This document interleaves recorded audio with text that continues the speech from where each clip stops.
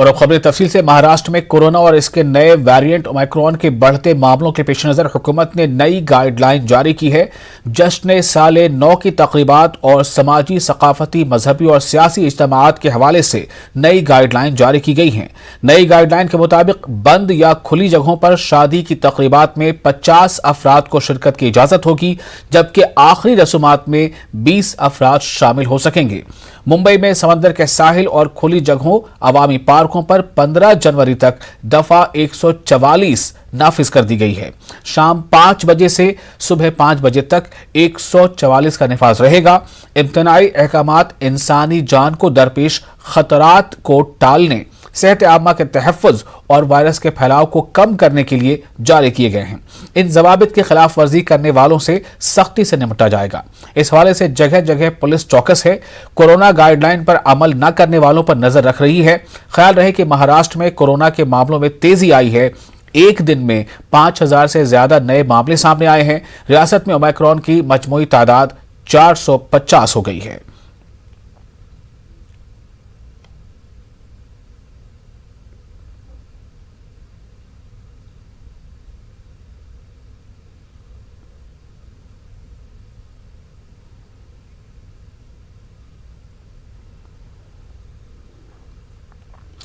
और वहीं दूसरी तरफ मुंबई की मेयर किशोरी पेडनेकर ने आज मुंबई के कई बड़े मॉल्स का दौरा किया और कोरोना एसओपीज का जायजा लिया। आज हम देख रहे हैं मुंबई की स्थिति 3 गुना पेशेंट बढ़ रहे और रुग्ण बढ़ने के बाद हमारी जो सिस्टम है वो तो रेडी है, लेकिन जो ये मुंबईचे तरुणाई है, जो यंगस्टर है, उनको समझा के बता देते तो वो समझ जाते और बहुत ही अच्छी तरह। अभी मैं ये ग्रोविल मॉल, उसके पहले ओबेरा मॉल, उसमें बहुत ही अच्छी तरह सिस्टम फॉलो हो रही है। वो खुद जो इंचार्ज है वो सब खुद घूम रहे हैं, वो वॉलंटियर रखा है, हर मार्क्स नहीं है तो मार्क्स दे रहे हैं। तो मुझे लगता है ये अच्छी बात है। अभी शाम को हम अलग रूप क्या दिखने मिल रहा है वो देखते हैं। मुंबई में खालिस्तानी दहशतगर्दों के हमले के इम्कान के पेश नजर मुंबई को हाई अलर्ट पर रखने का ऐलान किया गया है। मुंबई पुलिस के जॉइंट कमिश्नर विश्वास नारायण पाटिल ने बताया है कि शहर भर के अहम मकामात बशमूल रेलवे स्टेशनों पर सिक्योरिटी बढ़ा दी गई है। वहीं सिक्योरिटी के पेश नजर 31 दिसंबर की पहले से मंजूरशुदा छुट्टियां और पुलिस एहलकारों की हफ्तावार छुट्टी भी मनसूख कर दी गई है। जॉइंट कमिश्नर ने आवाम से घरों में ही नए साल का जश्न मनाने की अपील की है।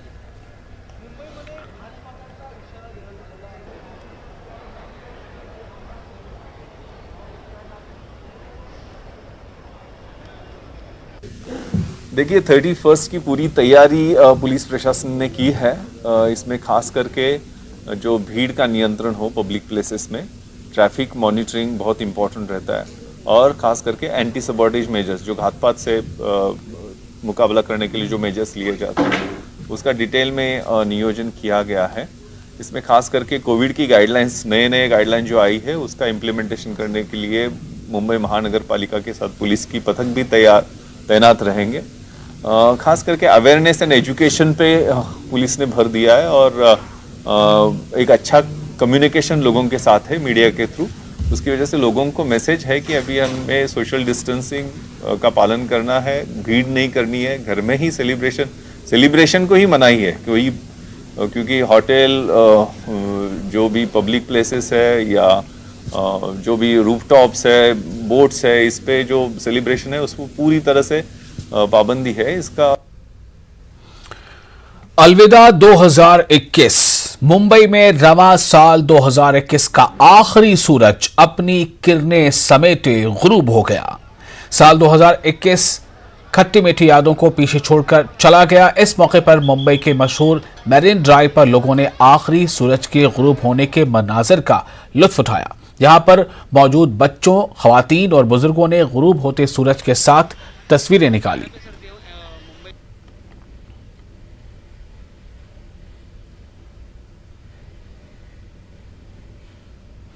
तो ये वो मंजर है 2021 के दिन के, और जब ये सूरज गुरूब हो रहा था तब का है मरीन ड्राइव मुंबई।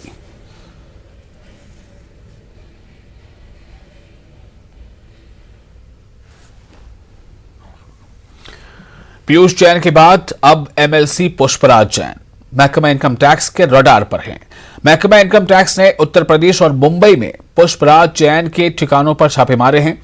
पुष्पराज जैन कन्नौज से समाजवादी पार्टी के कानून साज काउंसिल के रुकन हैं। पुष्पराज जैन को परफ्यूम, पेट्रोल पंप और कोल्ड स्टोरेज का बड़ा बिजनेसमैन माना जाता है। इनका शुमार कन्नौज के बड़े ताजिरों में होता है। रिपोर्ट के मुताबिक यूपी और मुंबई में तकरीबन 50 मकामात पर इनकम टैक्स महकमे की तरफ से कार्रवाई की जा रही है। आईटी के छापे पर अखिलेश यादव ने कहा कि जब बीजेपी का यूपी में प्रोग्राम होता है तो इनकम टैक्स की टीम भी साथ आती है। अखिलेश ने कहा है कि जांच एजेंसियों का बेजा इस्तेमाल किया जा रहा है।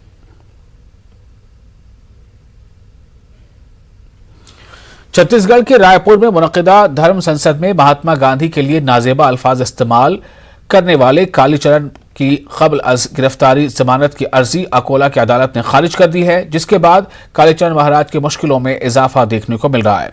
कालीचरण के खिलाफ सख्त कार्रवाई का मुतालबा करते हुए कांग्रेस ने एहतजाज किया। इस मामले को महाराष्ट्र असेंबली में भी उठाया गया है। अकोला में एनसीपी के एमएलसी अमोल भटकरी ने इजलास में कालीचरण के खिलाफ सख्त कार्रवाई की मांग की है। कालीचरण का ताल्लुक अकोला शहर से है। 1 साल कबल कालीचरण का टांडो गाते हुए एक वीडियो खूब वायरल हुआ था। उसके बाद से इनकी नई पहचान बनी थी। कालीचरण के हालिया बयान से अकोला शहर में मुख्तलिफ हलकों में नाराजगी की लहर पाई जा रही है।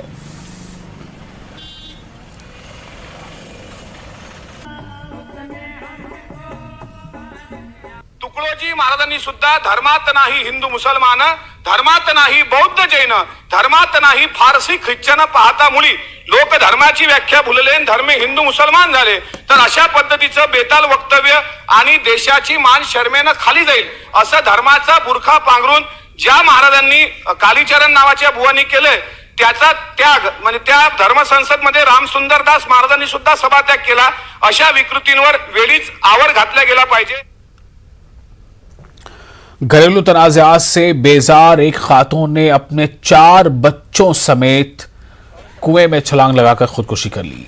ये दिलखराश वाकया जालना जिले के अंबर तालुके में पेश आया। बताया जाता है कि ज्ञानेश्वर प्रहलाद अडानी की बीवी गंगा सागर कल अचानक अपने बच्चों समेत लापता हो गई।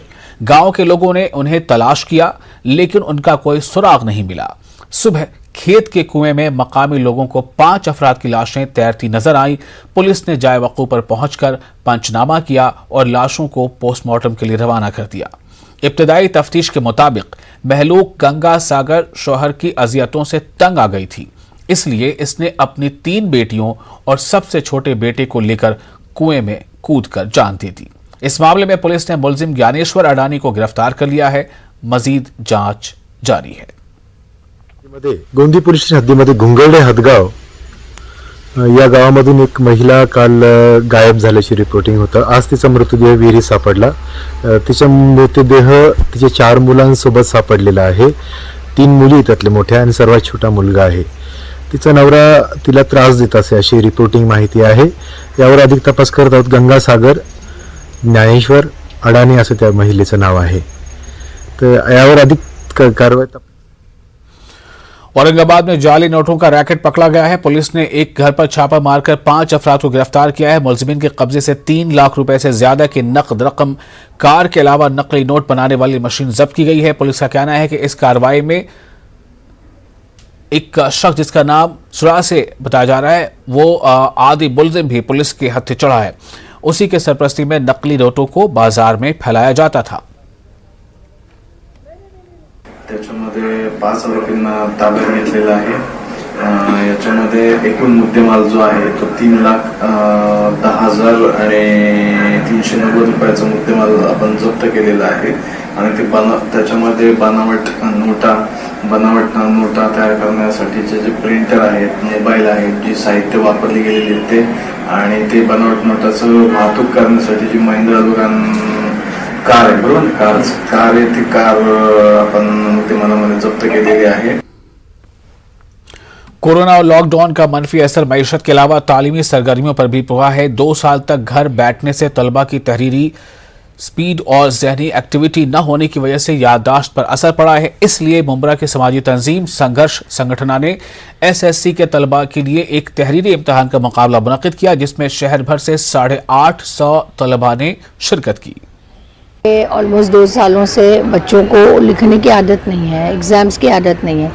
पिछले साल भी बिना एग्ज़ाम किए 10वीं के बच्चों को पास किया गया था, तो उनको एग्ज़ाम और लिखने से फिर से वाकिफ़ कराने के लिए हम लोग ने ये प्रैक्टिस प्रीलिम्स रखे हैं, वो NCP और संघर्ष के जानिब से। नांदेड़ में गैर कानूनी तौर पर बायोडीजल की खरीद और फरोख्त के मामले सामने आ रहे हैं। गुज़िश्ता शब 11 बजे आलू प्याज मार्केट के इलाके में की गई छापेमार कार्रवाई के दौरान एक ट्रक जब्त किया गया है, जिसमें बायोडीजल की मकदार की पैमाइश करने वाली मशीनें बरामद की गई हैं। नांदेड़ के दही पुलिस स्टेशन हदूद में की गई ये तीसरी बड़ी कार्रवाई है। जिला कलेक्टर डॉक्टर विपिन आटनकर ने खुद इसके खिलाफ मोर्चा खोल दिया है। जहां से भी बायोडीजल के गैर कानूनी कारोबार की खबरें मिल रही हैं, वहां वो खुद जा रहे हैं और कार्रवाई कर रहे हैं।